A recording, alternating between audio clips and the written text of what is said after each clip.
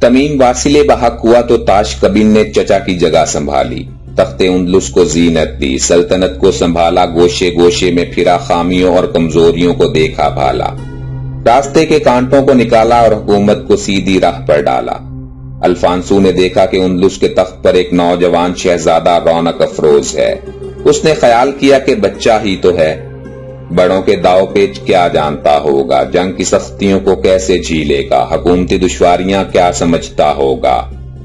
سیاست بچوں کا کھیل تو نہیں ہے، آؤ اسے نیچا دکھائیں، اندلس سے مار بھگائیں، مسلمانوں کا نام و نشان مٹائیں اور مزے سے عیش و عشرت کے دن منائیں۔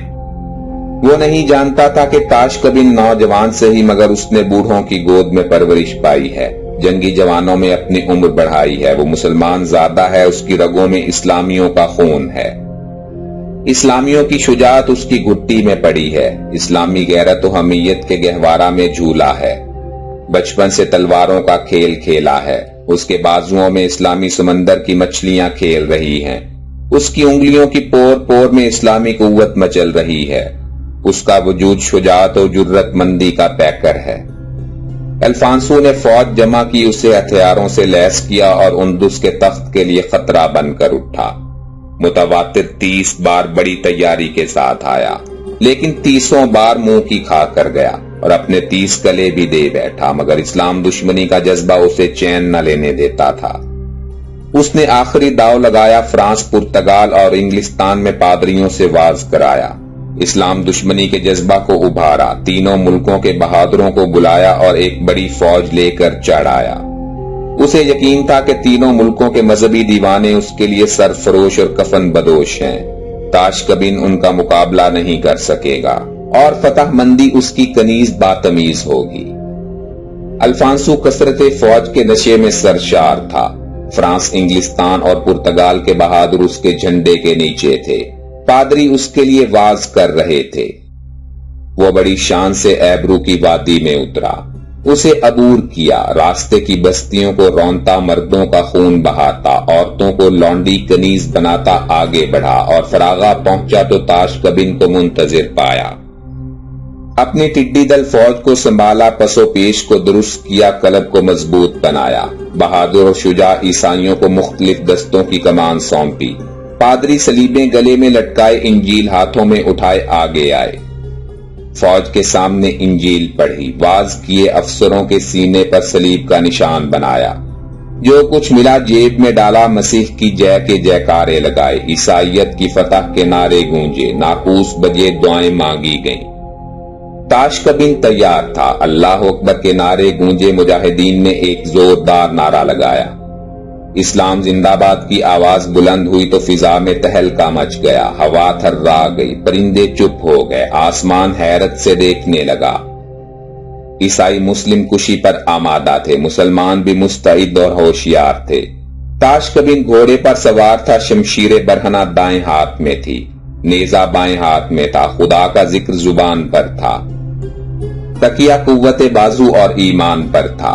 اس نے اپنی فوج کے سامنے ایک چکر لگایا، گھوڑے کو دوڑایا، سب کو نیک و بد سمجھایا، شہادت یا فتح کو انجام بتایا، خدا کا نام زبان پر لایا اور اللہ اکبر کا نعرہ لگایا۔ اسلامی فوج قلیل تھی اور عیسائی لشکر کثیر تھا، مگر ایمان کی قوت سے مجاہدین کے دل مضبوط تھے، وہ خدا کے دشمنوں، اسلام کے بیریوں سے دو دو ہاتھ کرنے کے لیے بے قرار تھے۔ انہیں عیسائی پہلوان روئی کے گالے معلوم ہوتے تھے، وہ انہیں دھنک دینا چاہتے تھے۔ الفانسو طبلِ جنگ بجا کر بڑھا، اس کے شہ سواروں نے گھوڑوں کی باگیں اٹھائیں، تلواریں ہوا میں لہرائیں، تیروں کا مہ برس گیا، مجاہد بھنا گئے۔ تاشقبیل کا اشارہ پاتے ہی بڑھے گھوڑے آندھی بن کر اڑے، تلواریں میانوں سے تڑپ تڑپ کر نکلی، نیزوں نے زخم لگائے، برچھیوں نے خون کے چھینٹے اڑائے۔ دونوں لشکر مل گئے، تلواروں کی ہولناکی اور بے باکی بڑھنے لگی، ناقوس کی آوازیں بے ہنگم سے اللہ اکبر کے نعرے ٹکرائے، کبھی مجاہد دباتے، کبھی عیسائی بڑھ آتے، رن کا میدان سرخ ہو گیا، فرنگیوں کے سفید چمڑے خون سے لال ہو گئے، سفیدی پر سرخی کی تہیں چڑھ گئی، میدان جنگ کٹے ہوئے سروں سے یوں معلوم ہوتا تھا جیسے لالا زار میں ناریل کے پھل بکھیر دیے گئے ہوں یا بے شمار تربوز کسی کھیت میں توڑ دیے گئے ہوں۔ عیسائی کٹتے تھے، ہٹتے تھے، پھر بڑھاتے تھے، پھر ہٹتے تھے، پھر بڑھتے تھے۔ یہ سلسلہ جاری تھا۔ تاش کبین گھوڑا دوڑائے پھرتا تھا، جہاں دشمن کا دباؤ دیکھتا فوراً وہاں پہنچ جاتا اور شمشیر و سنان سے دشمنوں کا زور توڑ کر رکھ دیتا۔ لڑائی ترازو ہو رہی تھی، پشتوں پر پشتے لگ رہے تھے، خون کے دریا بہہ رہے تھے، مگر نہ انہیں خطرہ تھا نہ انہیں۔ تاش کبین نے یہ رنگ دیکھا تو اپنے دستہ خاص کو بڑھایا۔ اس دستے نے ایسا حملہ کیا کہ عیسائیوں کی صفیں درہم برہم کر دیں، ترتیب بے ترتیب کر دی۔ مجاہدین نے اس زور سے نعرہ مارا کہ عیسائی پیچھے ہٹ گئے، اسلامی تلواروں کے کاٹ سے ڈر گئے، ہٹتے گئے، یہاں تک کہ اپنے کیمپ تک جا پہنچے۔ تاش کبین نے نعرہ مارا، اسلام کے فرزندوں بڑھو، دشمن پر کاری ضرب لگاؤ، وہاں سے جانے نہ دو، بھاگنے کی راہیں بند کر لو، دشمن بھاگنے ہی والا ہے، استقلال سے تلواریں چلاؤ، خدا کا نام زبانوں پر لاؤ۔ تاش کبین کے ان الفاظ میں بجلی کا اثر تھا۔ مجاہد دیوانہ وار بڑھے، شیروں کی طرح حملے کرنے لگے۔ جو دشمن سامنے دیکھا اسے تلوار کا مزہ چکھایا، جو بھاگا اسے نیزے سے پرو دیا۔ سینکڑوں گھوڑوں کے سوموں میں کچلے گئے، ہزاروں جان دے کر سرخ رو ہوئے۔ ایندھنوں کی طرح بھاگے، تاش کبین انہیں گھیر گھیر کر لاتا اور اپنے مجاہدین سے کٹواتا۔ میدان لاشوں سے بھر گیا۔ عیسائیوں کی اکثریت اقلیت میں تبدیل ہو گئی۔ مجاہدین کی تلواروں نے انہیں زندگی کے بوجھ سے سبکدوش کر دیا۔ الفانسو بھاگا، مجاہدین نے اسے گھیرا اور ککڑی کی طرح کاٹ کر پھینک دیا۔ بہت سے سردار اور پادری بھی لقمہ شمشیر بنے۔ جو بچے وہ بھاگ گئے، جدھر منہ اٹھا دوڑے۔ شام تک میدان صاف ہو گیا، دشمن کا نشان بے نشان ہو گیا، لاشیں بکھری اور کٹی رہ گئیں۔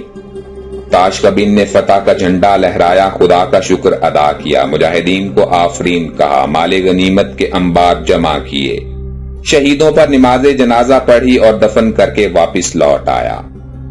ناظرین، اسی طرح کی معلوماتی اور تاریخی ویڈیوز دیکھنے کے لیے ہمارا چینل ہسٹورک انفو آپ کے لیے بے حد مفید ہو سکتا ہے۔ آپ ہمارے چینل کو سبسکرائب کرتے ہوئے گھنٹی کے نشان کو بھی دبا دیں تاکہ ہماری ہر نئی اپلوڈ ہونے والی ویڈیو کی نوٹیفیکیشن سب سے پہلے آپ کو مل سکے۔ اس کے علاوہ آپ ہمیں فیس بک پر بھی فالو کر سکتے ہیں۔ ہمارے فیس بک پیج ہسٹورک انفو کا لنک ڈسکرپشن باکس میں موجود ہے۔ زندگی رہی تو جلد ہی دوبارہ ملاقات ہوگی۔ اپنا بھرپور خیال رکھیے گا۔ اللہ حافظ۔